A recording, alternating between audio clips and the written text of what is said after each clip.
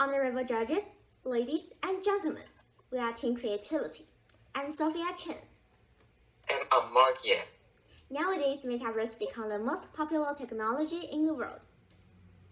By this chance, we want to give people a better life by using metaverse.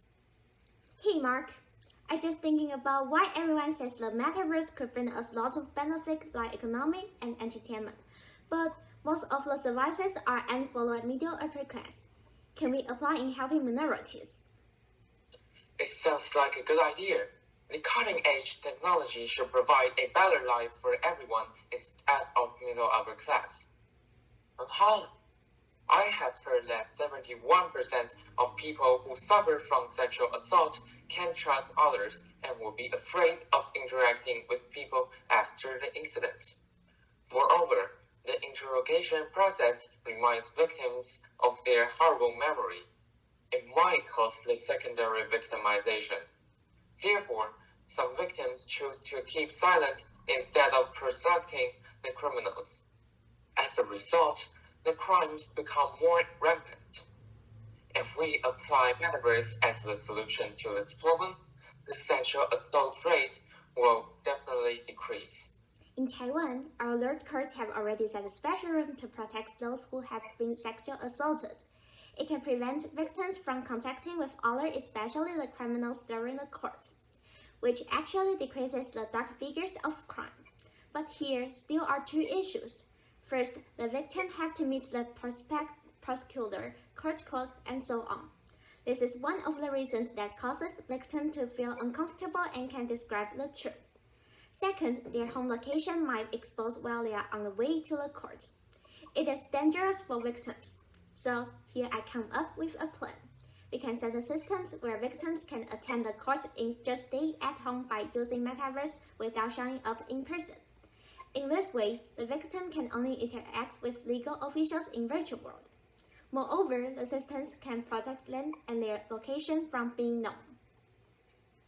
So, let's talk about some further techniques that we are going to use in the project.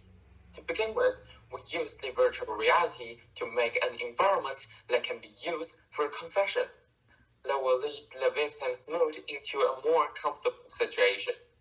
And to make it possible, we are going to set a virtual room where the victim will be familiar with or feel reliable.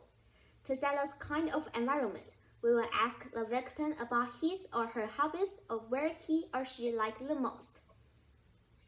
According to the victim's answer, we'll let 3D artists build up the environment by using some 3D models from an already set material library to customize a place that is really comfortable for the victims.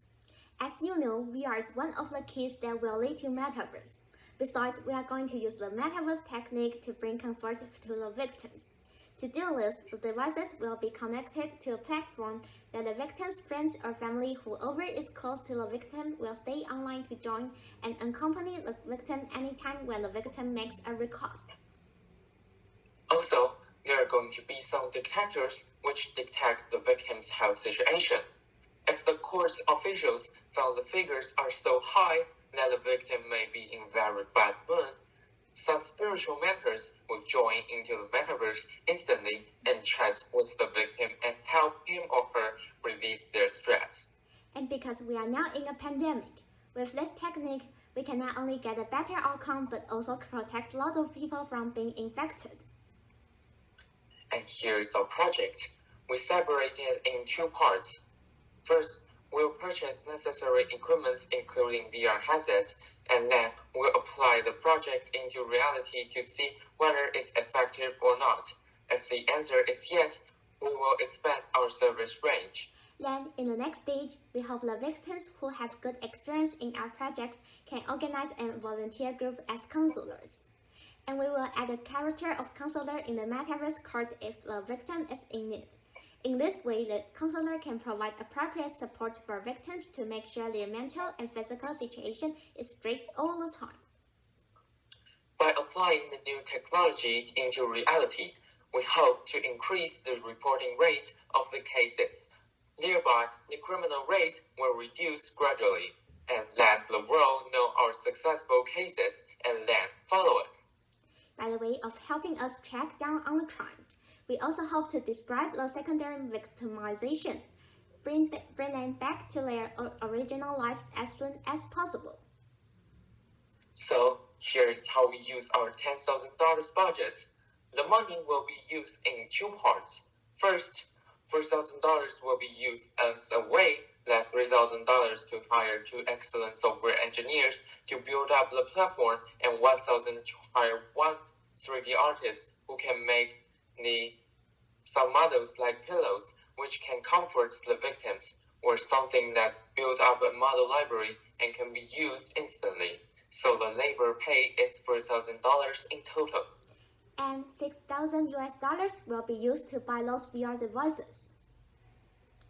To conclude, while these projects bring us a lot of benefit, first, the technique can help reduce the mental pressure of the victims. In addition, the victim can keep their privacy when recording the testimony because they will act in the metaverse. They can be anything, they don't need to show their appearance to anyone. Due to the previous 2 points, the victims can be more confident, so the testimony will be more real because they don't need to see the criminal's scary face and don't have to concern that their identity is exposed. Therefore, the accuracy of sexual assault judgments will be higher, and more victims will be willing to record the testimony. Metaverse isn't only a place for entertainment for upper middle class, but also a shelter for people who suffer from the pain. Here's our presentation. Thanks for your kind attention.